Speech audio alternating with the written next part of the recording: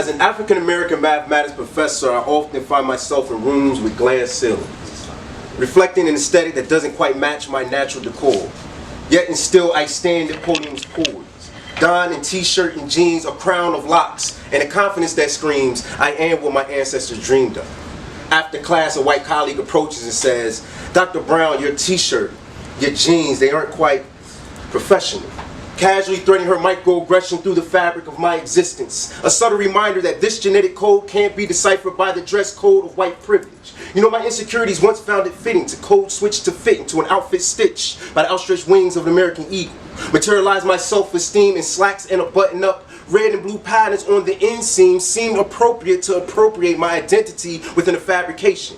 Fabric of a nation. Sewn with thread pulled from my soul, perfectly crafted into a loophole by the same hands that years of experience creating a noose or a Windsor necktie, choked up tight to hang my blackness half-mast, pant legs hemmed up. The bust was cut for a man 3/5 the man that I was, yet I thought it made me whole, so I treaded around out wearing that attire with pride, like a flag.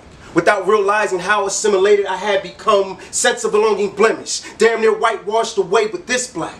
This black runs way too deep to be bleached into a colorblind spot, diluting the beauty of my African hue. They say red represents valor, for spilling rivers of indigenous blood from the veins of the diaspora.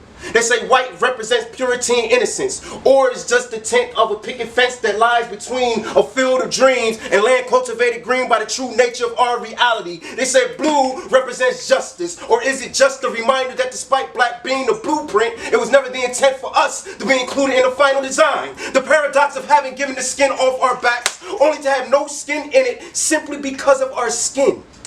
I would no longer dress for the occasional Caucasian acceptance or suit up for a flag that refused to recognize that I am foundation, deeply rooted to the threads of this soil fabric, so the pool of wool over my eyes will no longer blind me from seeing me. I see a revolution yet to come full circle as I bleed the full spectrum, watercoloring history, a who's hue on a color wheel, appearing to American to be African, yet to African to be American. But I found vibrance right here on this hyphen. So there I stood, donned in prominence, and I professed to her.